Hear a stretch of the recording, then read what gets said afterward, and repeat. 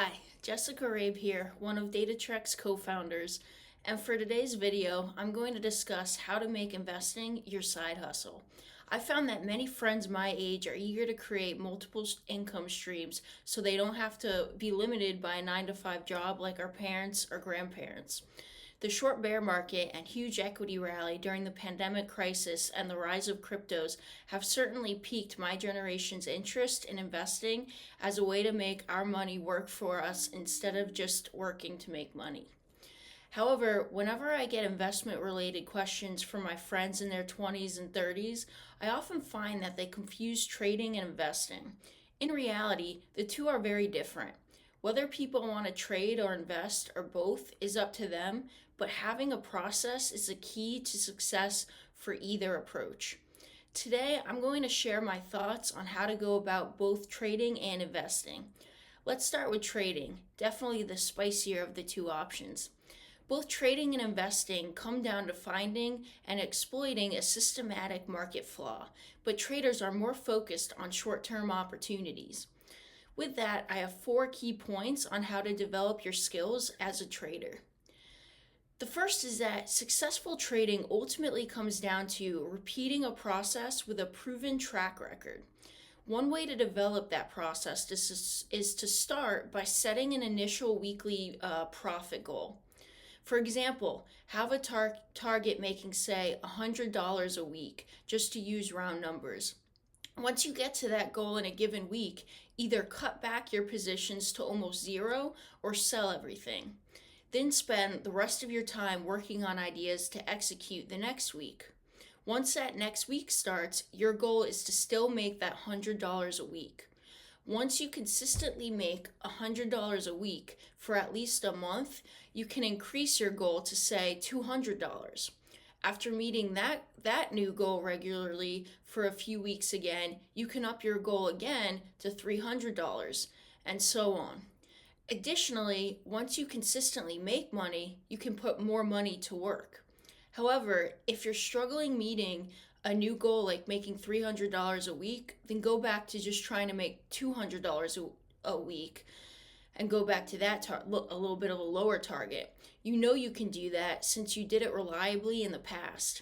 Easing into trading by finding and executing a successful and repeatable process will help you build confidence, which brings me to my second point on trading. It's very important to identify and plan for what could go wrong. Academic work on confidence shows that a proven hack for improving conviction without being overconfident is by writing down why you could be wrong. Good traders go into every trade by setting targets, stop losses, and time frames before establishing a position. Just as important, they have the discipline to stick to that plan. As much as it's important to let your winners run, it's just as critical to recognize when to cut your losses. Save yourself the time of worrying by selling your losers and moving on to what's working or can work. My third point is to respect price trends and understand that other traders know more than you do. On the first point, momentum is a powerful factor, which is why we say to never short new highs or buy new lows. On the second point, I'll use the example that you shouldn't buy or sell names based on valuation alone. Think of all the gains you would have missed out on in so-called expensive big tech names that leverage disruptive new technologies like Gen AI over the last year. On the other end of the spectrum, cheap is likely cheap for a reason, and you don't want to be early on a call. The upshot here is that someone always knows more than you, and they are likely acting on that knowledge that you don't know or that you don't have. That's true for both stocks and cryptos. My fourth and last point is to know yourself and trade according to your own risk tolerance and experience because trading styles differ for everyone. Some traders take big risks and stomach that volatility in assets like with cryptos, for example, while others are more comfortable limiting losses and always keeping some cash on hand to deploy should an attractive opportunity arise. The more comfortable you are with your investment style, the less impulsive you'll be. Now let's move on to investing. Investment ultimately involves finding undervalued stocks, sectors, or markets that will rise in value over time. With that, I have 3 points here. The first is that it's important to keep in mind that most stocks don't work over the long run. So, the beauty of investing is that you can let the broader US equity market find the handful of long term winners for you. There's some excellent academic work, which I put a link to in the description, which shows that from 1990 to 2020, just 1 to 2% of all listed equities created all the total gains in non US and US stock markets over that 3 decade period. This is why indexing works, because it casts a wide net and increases exposure to stocks that are actually creating value. As a result, you'll own more of winning stocks over time, and just as important, you'll own less of names that aren't working. Individual stocks don't always come back from market downturns, but indices like the S&P 500 do.